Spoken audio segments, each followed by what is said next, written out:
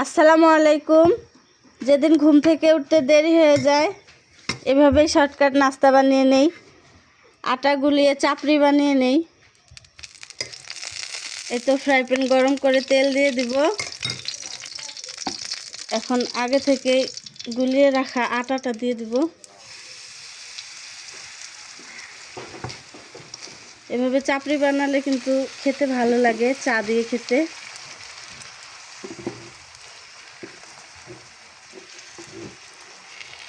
এই তো দিয়ে দিলাম। এখন এটা এক পাশ হয়ে গেলে তারপর উল্টে দিব। একটু চারপাশে ছড়িয়ে দিতে হবে। এই তো এটা কিন্তু এক পাশ হয়ে গেছে, এখন উল্টে দিতে হবে। আরেক পাশ ভালোভাবে ভেজে নিব।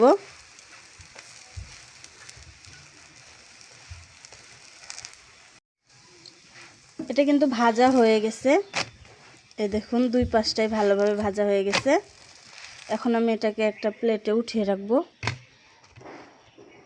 এভাবে আমি সবগুলো এক এক করে ভেজে নিব।